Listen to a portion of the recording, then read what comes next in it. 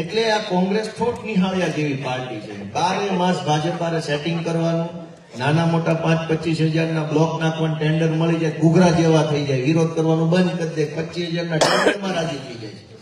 5 વર્ષ આવું કરે, પબ્લિકને બધી ખબર પડતી હોય કે તાલુકા પંચાયત ને જિલ્લા પંચાયતના કોંગ્રેસના નેતાઓએ કોન્યારે સેટિંગ કર્યું નહીં, ગામને ખબર હોય પણ બોલે કોઈ નહીં, કોણ અળખામણું થાય, પછી ચૂંટણી મત નો આપે, હારી જાય તો કે પબ્લિક આવી છે.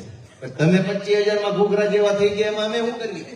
આટા મારતા હતા, એને તો આપણે ઓળખતા હોઈએ, શેરી આટા મારતા, હું એને લેવા છે એમ ના.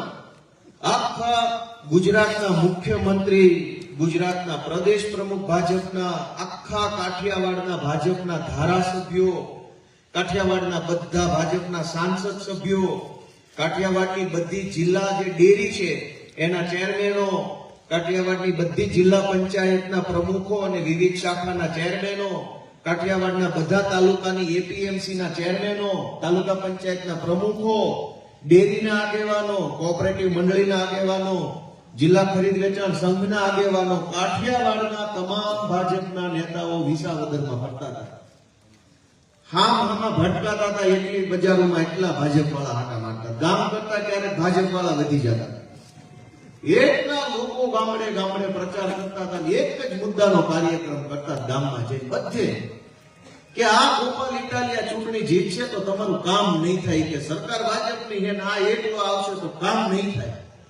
400-500 જેવા મોટા મોટા નેતાઓ ગામડે ગામડે સભાઓ, મીટિંગો, લોકોને ભોળવવાના, ડરાવવાના, ધમકાવવાના.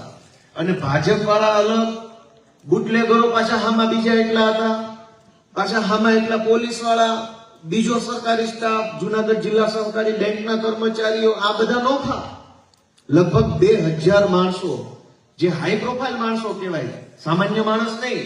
બેંકનો ચેરમેન હોય, બેંકની ડિરેક્ટરો હોય, એપીએમસી ના ડિરેક્ટર હોય, તાલુકાના હાઈ પ્રોફાઇલ માણસો, તાલુકા જિલ્લા પંચાયતના, આવા લગભગ 1000 માણસો ગામડે ગામડે પ્રચાર કરતા હતા ગોપાલ ઇટાલિયા જીતશે તો કામ નહીં થાય. થયું એવું કે હું જીતી ગયો અને પછી આખા ગુજરાતમાં હવે વિસાવદર વાળે થાય એમ કે તો ગમે ના કામ થવા માંડ્યું. ન્યા તો થાય જ છે, બધે થવા માંડ્યું. લોકોને એક બટન આપી દીધું વિસાવદર, આ બટન દાબો એટલે મળશે દોડવા બધી સિસ્ટમ. વિચાર કરો કે એમ કહેતા હતા કે ન્યા નહીં થાય એટલે ગમે ત્યાં થાય છે.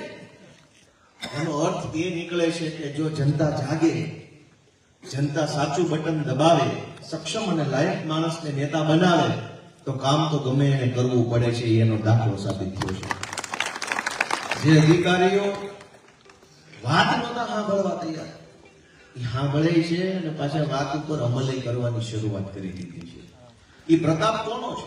મારો નહીં, એ મારા કારણે નથી થતું. એ તો જનતા જાગી ગઈ, જાગીને સાચું બટન દબાવી દીધું એટલે બધા ખબર પડી કે જાગી ગયા છે, હવે બહુ આમાં આપણું લાંબી ભક્તિ નહીં.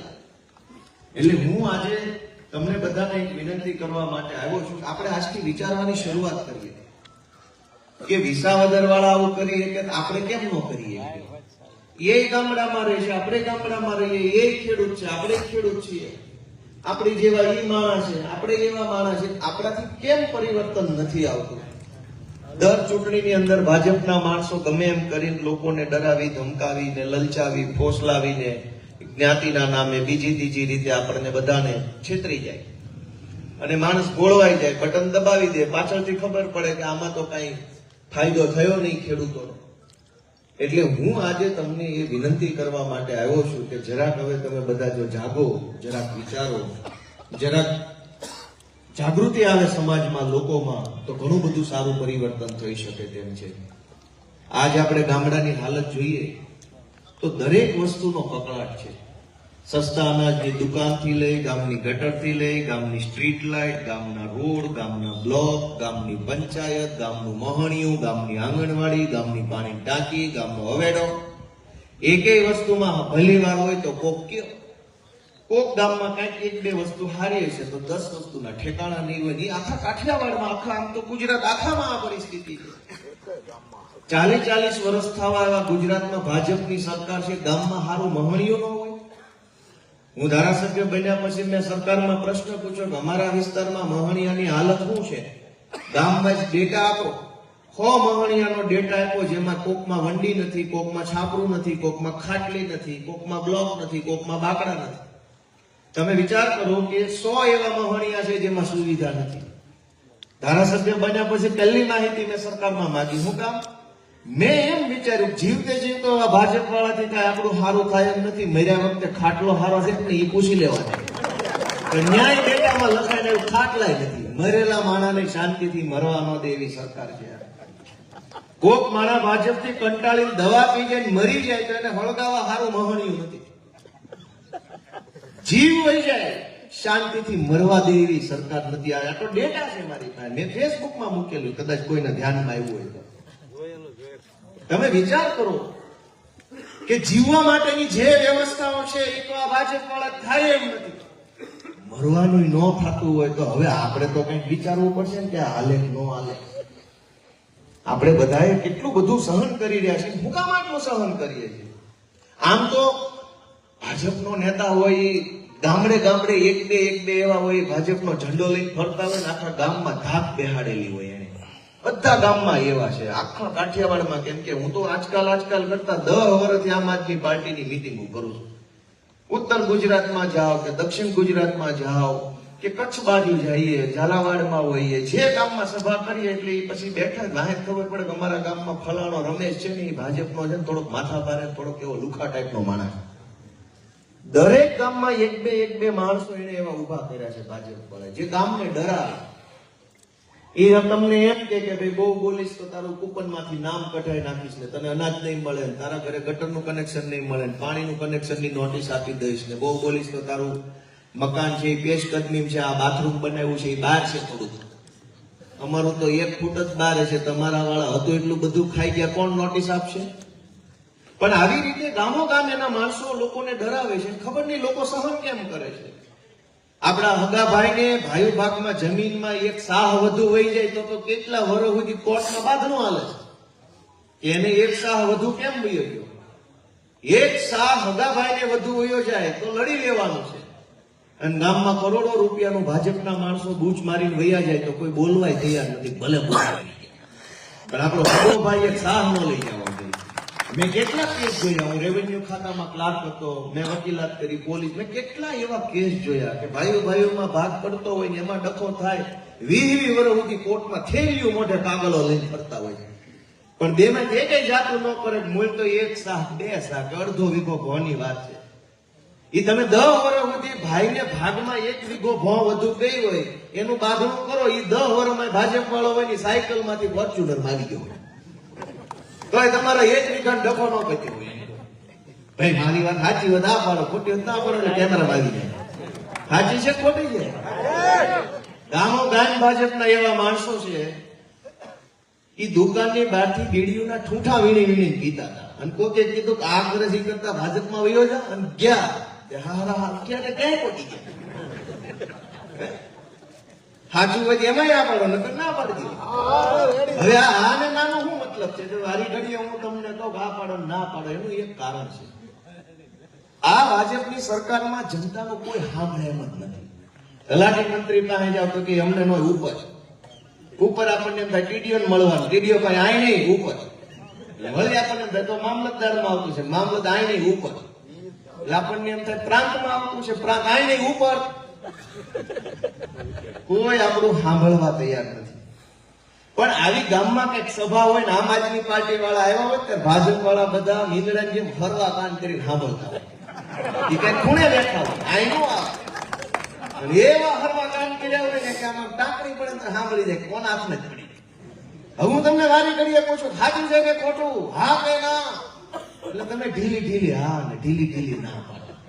હવે એક કેમેરો, બીજો કેમેરો, 2 મોબાઈલ ના બોલો સ્ટેન્ડ ઉપર 3 કેમેરા, આ ભાઈ પાસે 4થો કેમેરો આવ્યો, આ 5મો કેમેરો, ઓલા પણ 6થો કેમેરો, આ બાજુ 7મો કેમેરો. 7 જણા રેકોર્ડિંગ કરે છે. એ 7 માંથી 2 માં 5 માં કોક ભાજપ વાળો લપાઈ નહીં સાંભળતો હોય, આઈ નહીં આવ્યો હોય, પડખેન ગામમાં કદાચ રહેતો એ સાંભળતો હોય. હું બોલે છે ગોપાલ? હવે આઈ હું તમને પૂછું કે ભાજપ વાળા બહુ અન્યાય કરે છે, સાચી વાત? તમે કઈ રિસ્પોન્સ ના કર્યો, ઓલો સાંભળીને મલકાય માણા ભલે આવ્યું પણ કઈ છે નહીં, આમ બોલતા દેખાય છે ભલે ગોપાલ ગાંગર. પણ ધારો કે હું પૂછું કે ભાજપ વાળાએ બહુ અન્યાય કર્યો છે, સાચી વાત, તમે કે બરાબર છે, મગજ છટકી જાય ને કે એનું કે ભાઈ ધંધા અંકેલ લેવા પડશે. તરત જિલ્લા પ્રમુખ ને કે બાબુ ધોતિયા ફાટી જાય એવો માહોલ છે હો ભાઈ ગામમાં. થાય કે ન થાય? એટલે મેં પૂછ્યું કે તમે 10 વર્ષ થેલીના કાગળિયા લઈને ફરો, આપણો કેસ નું સોલ્યુશન આ બોલો ને.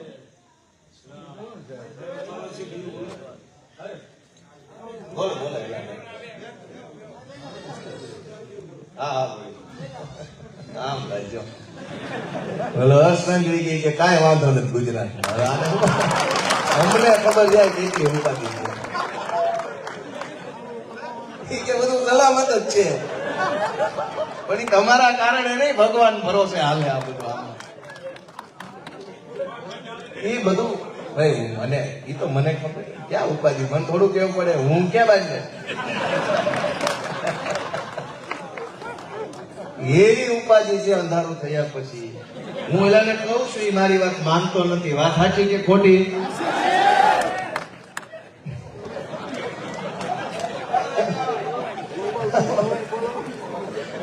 ઉપાધિના બહાર નથી, બોલ્યા જેવું નથી.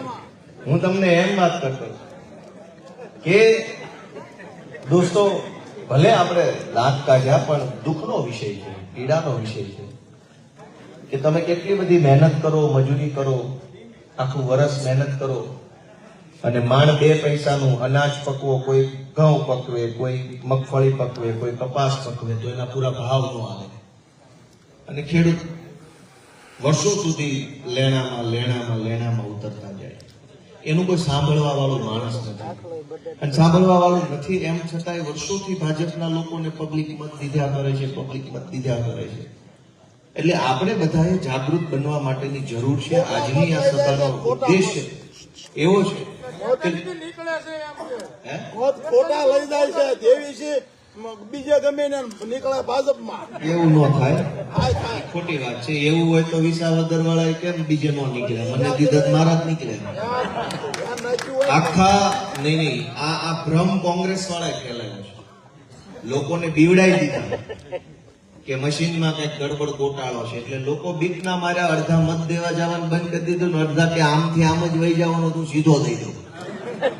ઈ બીક કોને નાખી પબ્લિકના મનમાં? કોંગ્રેસ પાર્ટીએ. થોડ છોકરો હોય ભણવામાં ભણવામાં કઈ ભલીવાર ન હોય, પરીક્ષામાં નપાસ થાય એટલે છેલ્લે ગામમાં કુટુંબમાં કોક પૂછે બટા શું થયું, શું પરિણામ આવ્યું? 5% નપાસ. એટલે એ એમ કે સાહેબ બહુ કડક આવી ગયા હતા. બસ સાહેબ ગમે એ આવે, તારે વાંચીને જવું પડે કે નહીં? સાહેબ તો ઢીલો ન આવે કદાચ. એમાં કોંગ્રેસ ઠોટ નિહાળ્યા જેવી પાર્ટી છે. 12 માસ ભાજપ સેટિંગ કરવાનું, નાના મોટા 5-25 હજારના બ્લોક નાખવાનું ટેન્ડર મળી જાય, ઘૂઘરા જેવા થઈ જાય, વિરોધ કરવાનું બંધ કરી દે, 25,000ના ટેન્ડરમાં રાજી થઈ જાય છે.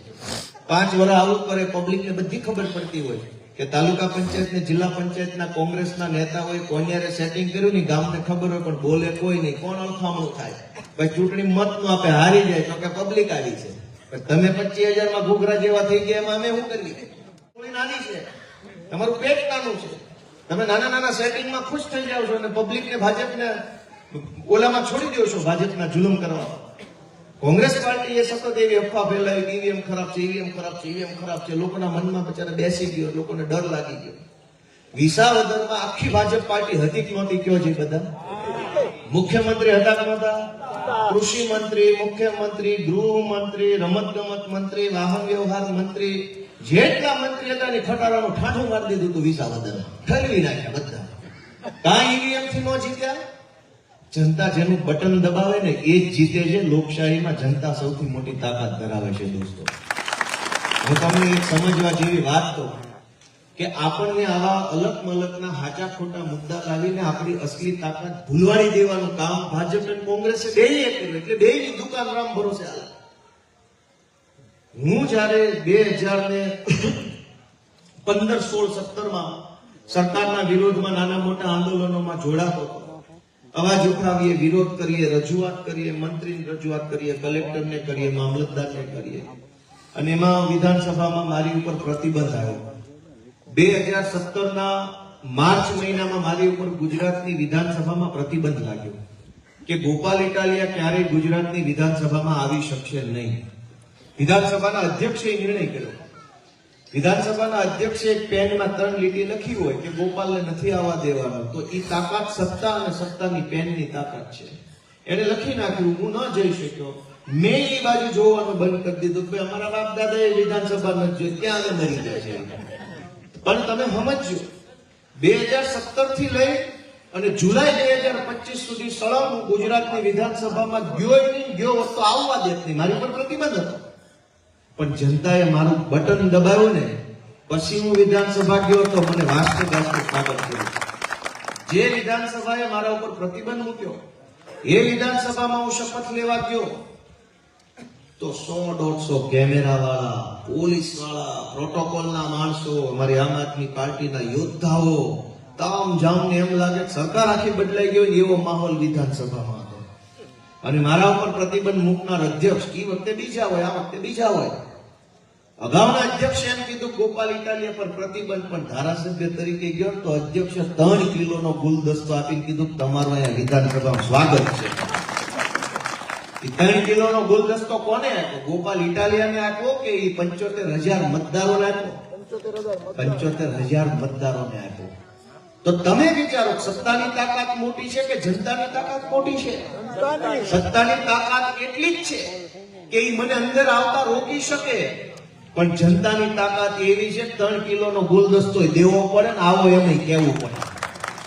એ જનતાની તાકાત છે, ઓલી સત્તાની તાકાત છે. સત્તાની તાકાત 10 વર્ષ રોકી શકી, પણ જનતાની તાકાતને વાસ્તે ગાસ્તે એન્ટ્રી કરાવી મારી. તો આપણે એ વિચારીએ કે ઈવીએમ ને ફલાણું ઢેકણું એમ કરીને જનતાની તાકાતને ભૂલવાડી દેવાનું કામ આ લોકો કરે છે. હનુમાનજી બાપા જયારે લંકા જતા હતા ત્યારે એની શક્તિ ભૂલી ગયા અને બધા આ બાજુ બેઠા હતા કે ભાઈ હવે આ સમુદ્ર કૂદીને પેલી બાજુ જાવું કેમ? વિચારતા હતા કેવી રીતે જાવું. જાંબુવાનજીએ યાદ કરાવ્યું હનુમાનજી બાપાને કે ભાઈ તમે તો મહાશક્તિશાળી છો, તમે એક છલાંગ મારો એટલે સીધા અશોક વાટિકામાં જઈ શકો છો. જ્યારે એને યાદ કરાવવામાં આવ્યું, હનુમાનજીને યાદ આવ્યું કે એની પાસે શક્તિઓ છે, અને પછી એને છલાંગ લગાવી અને પછીનું આપણે બધા જાણીએ છીએ. તમે મહાશક્તિશાળી છો, જનતાના હાથમાં બહુ મોટી તાકાત છે, પણ આ ભાજપ અને કોંગ્રેસે બેય મળીને આપણને ભૂલવાડી દીધું છે કે આપણી પાસે તાકાત છે. અમે તમને યાદ કરાવવા માટે આવ્યા છે કે તમારી પાસે તાકાત છે. જનતાની હાથમાં બળ છે. જનતા ધારે એને નેતા બનાવી શકે, ધારે એને ઘરે મોકલી શકે, પણ જનતાને તાકાત જે ભૂલવાડી દીધી છે એ આમ આદમી પાર્ટી યાદ કરાવવા માટે આવી છે. અમે બધા જુવાનિયા તમારી પાસે હાથ જોડવા માટે આવ્યા છીએ કે તમે તમારી તાકાતને ઓળખો, સાચું બટન દબાવો અને આ પરિસ્થિતિમાંથી ગુજરાતને બહાર કાઢવાનું કામ કરો. બધા મિત્રો, આ બધા તમે અહીંયા બેઠા એ જોવો, અમારા આગેવાનો તમને બધા જુવાનિયા દેખાડા. આ બ્રિજરાજભાઈ સોલંકી મારી જેવો લાગે રૂપાળા, એની મજા ને સારા લાગે, એની જોવાય ગમે. આ બ્રિજરાજભાઈ, આ મહેન્દ્રભાઈ સાટિયાનું નામ મેં લીધું, આ અમારા દરબાર ખુમાનસિંહ, આ અમારા મહિપાલસિંહ, અમારા બધા આગેવાનો તમે જોઈ લો, યુવાન વ્યક્તિઓ છે મોટા ભાગના. અમારા રાજુભાઈ કરપડા, અમારા પ્રવીણભાઈ રામ, ઈશુદાનભાઈ ગઢવી, અમારા મનોજભાઈ સોરઠિયા, એ બધા નેતા તમે જોશો તો બધા યુવાન વયના માણસો છે.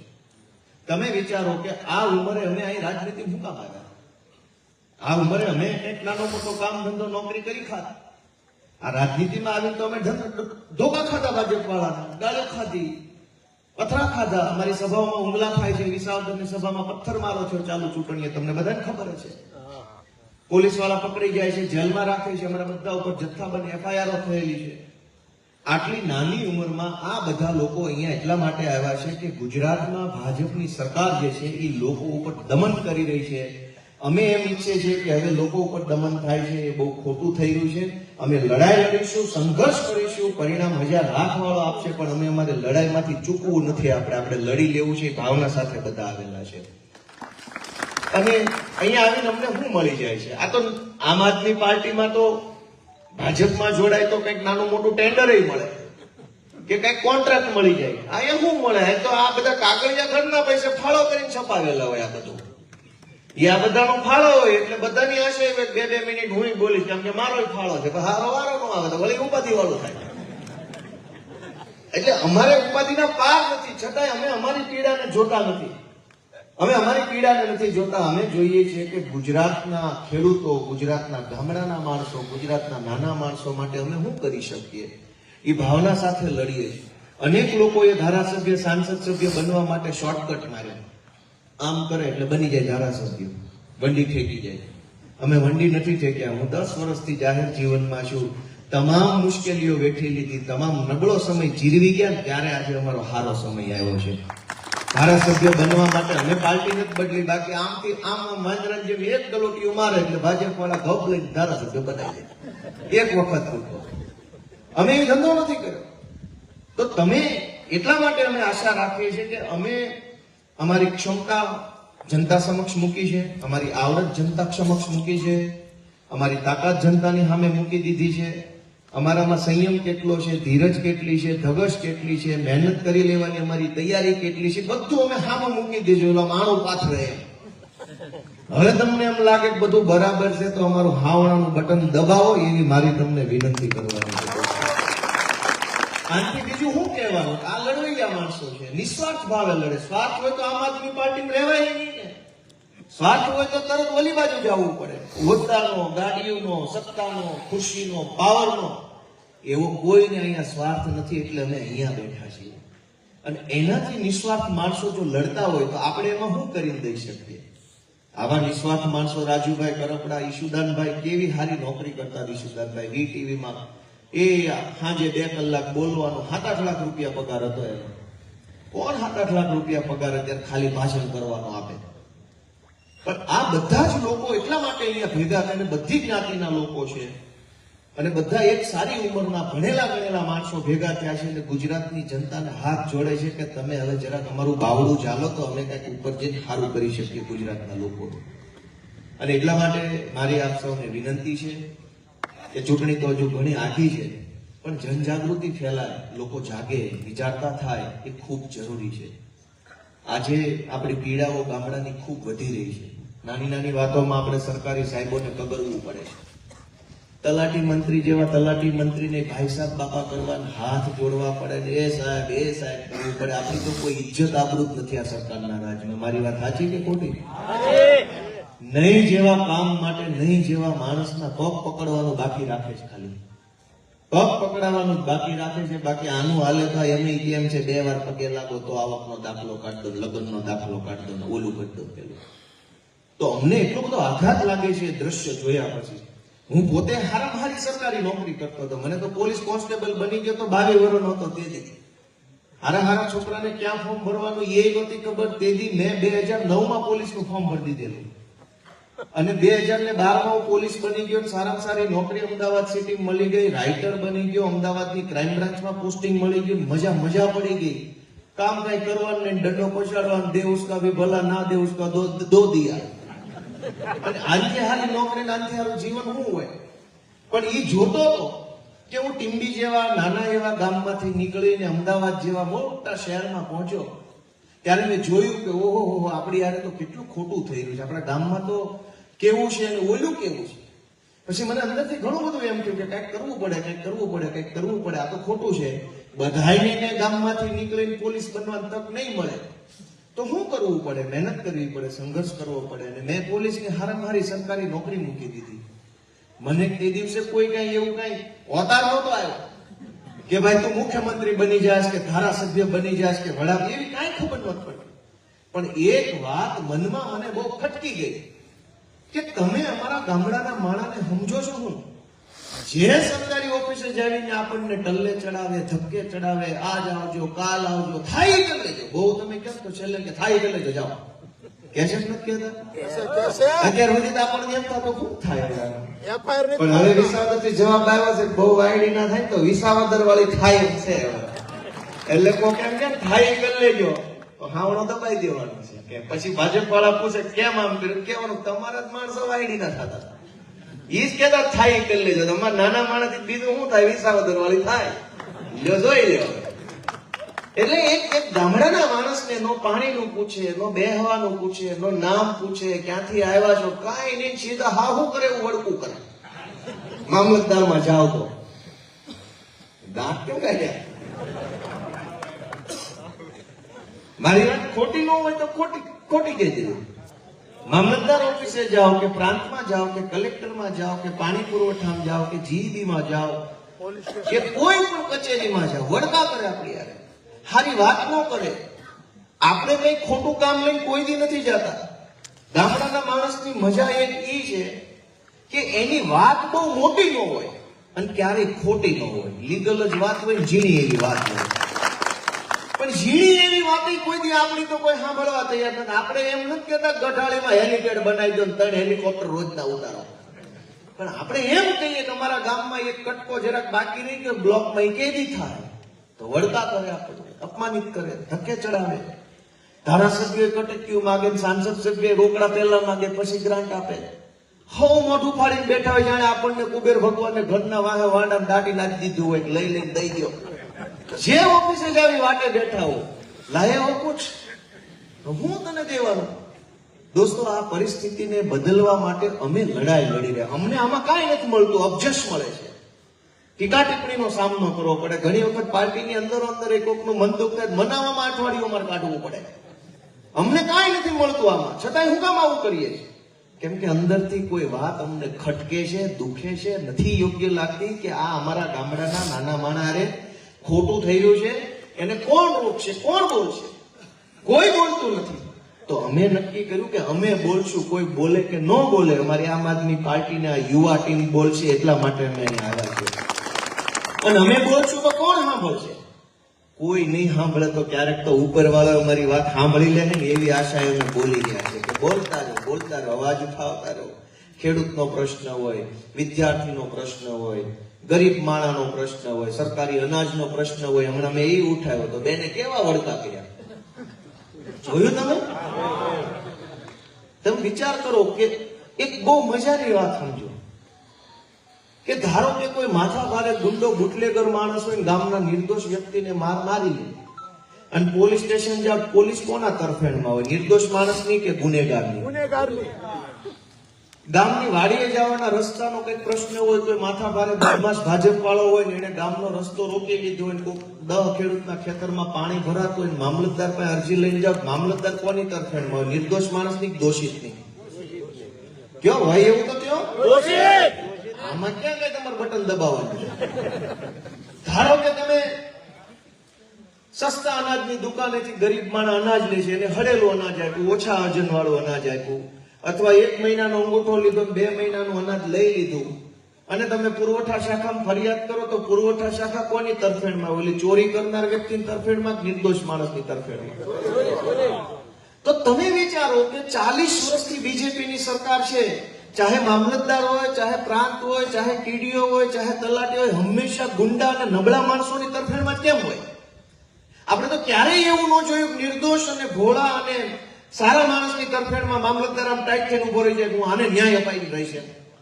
હંમેશા ઓલી બાજુ જ કેમ હોય? ગમે એવી ઘટના, ખૂન થઈ જાય તો પોલીસ કોની તરફેણમાં હોય? ખૂનીની. ચોરી થઈ જાય તો ચોરની બાજુ પોલીસ. એફઆઈઆર લખાવવા માટે ધરણા કરવા પડે. દુનિયાના કયા દેશમાં ફરિયાદ લખાવાના? ખૂન થઈ ગયું તો અહીંયા વીંછિયામાં 34 કલાકના ધરણા કર્યા, ત્યારે ખૂનની એફઆઈઆર લખી, જાણે આપણી ઉપર અહેસાન કરતા હોઈએ. તમે વિચાર કરો, ખૂન લખાવવા માટે, ખૂનની એફઆઈઆર કરાવવા માટે ધરણા કરવા પડે, એટલે કઈ હદની વિકૃતિ કહેવાય સરકારના માણસોમાં. અને આખું સરકારી તંત્ર હંમેશા તમે જોશો તો ગુંડાઓને બચાવવામાં, માફિયાઓને બચાવવામાં, માથાભારે માણસોને બચાવવામાં, ભ્રષ્ટાચારીઓને બચાવવામાં લાગેલું છે. તમારી હારે કોઈ નહીં હોય. આ વાત સાચી છે ખોટી? ગામના રોડના કામમાં, બ્લોકના કામમાં, ગટરના કામમાં, કોઈ કામમાં ભ્રષ્ટાચાર થયો હોય, ગામનો એકે જુવાની અરજી કરે, આખી તાલુકા પંચાયતોના ચોરની તરફેણમાં ઉભી થઈ જાય, તમને ધક્કે ચડાવશે, પોલીસના ડખે ચડાવશે. તો એક મનમાં એક સવાલ થાય કે અવળી મોટી સરકારી વ્યવસ્થા હું ચોરની માટે બનાવી છે, જનતા માટે બનાવી છે? જનતાની હારે તો કોઈ રહેતું જ નથી. ક્યારે પોલીસ નહીં, મામલતદાર નહીં, ટીડીઓ નહીં, પ્રાંત નહીં, જીબી વાળો નહીં, પાણી પુરવઠા વાળો નહીં, ગામનો તલાટી ગામની હારે નહીં, હંધાઈ ચોરની હારે. તો આપણી હારે કોણ? આપણી હારે આપણો હાવણો, મારો. આ તમારો હાવણો તમારી હારે છે. જેટલો વહેલો હાવણો મારશો એટલું વહેલું ગંદકી સાફ થાય. મોઢો મારશો તો ઢગલા થાય, પછી હાથ રોકવું નહીં રહે. એટલે હું બધાને વિનંતી કરવા માટે આવ્યો છું કે ભાજપ આપણા મૂળિયા કાઢી નાખે એ પેલા ભાજપના મૂળિયા કાઢી નાખો ને તો બધું ઘીના ઠામમાં ઘી પડી જાય એમ છે. અને જો ભાજપના મૂળિયા હજુ નહીં કાઢીએ તો વારસામાં ખાલી છોકરા વધે એમ છે, બીજું કાંઈ વધવાનું બધું વેચાઈ જવાનું છે. ઘર, મકાન, જમીન બધું લઈ જાય. છોકરા વચ્ચે વારસાગત મિલકત શું છે બાપાને તો કે 3 છોકરા ગણી લે. કઈક વધવા દેવું હોય તો આને ન વધવા દેતા ભાજપ વાળાને. એટલી મારી ગામજનોને વિનંતી છે. આજે અમારા બધા આગેવાનશ્રીઓ બધાના નામ લેવાઈ ગયા છે, છતાંય ફરીથી અમારા ચેતનભાઈ ત્રિવેદી બહુ સારા વકીલ છે ગઢડાના, બધા તમે તો ઓળખતા હશો. સંજયભાઈ ની હારે કામ કરે છે. સેવાભાવી માણસો છે આ બધા. કાંઈ મળતું નથી ને ઘરના પૈસે સેવા કરે છે. આ કામ અઘરું છે, કેમ કે ઘણી વાર ઘરેથી મેણા મારતા હોય કે હું હવે ઘરની ખીચડી કાંઈ વકીલાત કરો, મૂકો નહીં. આ દો ભાજપ વાળા રંજનબેન નો ઘરવાળો દો પેલા કાંઈ મત તમાતો 3 ટેન્ડર મળ્યા એમાં કુકડા જેવો થઈ ગયો. એવા મેણાય હોય કે ન હોય? એવું હોય, કેમ કે એ બધા બધું જોતા હોય ગામમાં. કોણ કમાઈ ગયું, કોના ગાલ હુકાઈ ગયા, એ બધાને બધી ખબર હોય.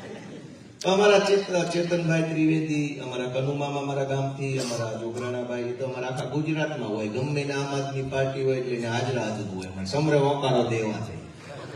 અમારે રાજુભાઈ નો પરિચય મને છે નહીં, પણ રાજુભાઈ જાપડિયા અમારા આગેવાન છે.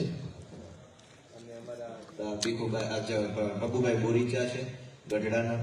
આ અમારા મહિપાલસિંહ ઝાલા છે ભાવનગરના, પ્રદેશના મંત્રી છે. ખૂબ સારું કામ બાપુ કરી રહ્યા છે. બહુ જૂના સમયથી અમારી હારે જોડાણેલા છે. ઓલું ગીત છે ને, કોઈ નહોતું તેથી મારી મોગલ હતી અમારી હારે, અમારી દુબળી દશા હતી તેથી અમારા 7-8 જણા, અમારી દુબળી દશા હતી તેથી એટલા જ હતા. આજ અમારી દશા હારી છે. આઈકોરે માણા વધ્યું ને આઈકોરે માણા વધ્યું, બે બાજુ વધ્યું. નકર તેથી આઈ બે હવાવાળા નહોતા, સામે તો કોઈ હતું જ નહીં. આઈકોરે નહોતું. અમારા બ્રિજરાજભાઈ સોલંકી યુવા આગેવાન બહુ સરસ કામ કરે છે. જબરજસ્ત તે કરાર માણસ છે. આમ ફૂલ લડાઈ ક્રાંતિકારી માણસ છે. રાજુભાઈના દીકરા બહુ સારું કામ કરી રહ્યા છે. નાના મોટા મુદ્દા ઉઠાવે છે, લોકોને જાગૃત કરે છે, નેતૃત્વ પૂરું પાડે છે. અમારા દીપકભાઈ પંડ્યા છે, ભાવનગર લોકસભાના ઇન્ચાર્જ છે, સુરતથી છે. અમારા નયુબા આપણા ગામના આગેવાન અમુક આપણા ગઢડાના, અમારા દરબારનું નામ કેમ ભૂલાય, ઘુમાન છે. એટલે અમારા સૌથી જૂના આગેવાન જ છે. અમારા પીકે મકવાણા સાહેબ આપણા જમાદાર ઉમરાળા પોલીસ સ્ટેશનના, ગઢડામાં નોકરી કરી તમે તો દસામાં, દસા આઉટપોસ્ટના જમાદાર છે. આપણા મહેન્દ્રભાઈ સાટિયા, બાકી આપણા મોરી સાહેબ છે, એ તો મારા કવિ છે, પાછા બહુ સારું લખે છે. બધાનો હું હૃદયપૂર્વક ખૂબ ખૂબ આભાર વ્યક્ત કરું છું. આપણા દરબાર ગઢડાવાળા બધાનો હૃદયપૂર્વક હું આભાર વ્યક્ત કરું છું અને આશા વ્યક્ત કરું છું કે આગળના માણસોએ ઓળખી લીધા છે. તમે જરાક અમારી ઉપર હાથ રાખજો. આઈનો અમારું બાવડું ચાલતા તમે નહીં ચાલો? હે, હું તો આઈનો ટીંબી જોયું છે ને, મારું ગામ ટીંબી ખબર છે ને બધાને? પાછી ખબર છે કે નહીં? હું ટીંબી નો છું. આગેવાળા જો અમારો હાથ ઝાલી લેતા, આ પડખે વાળામાં મારી આશા એટલી હોય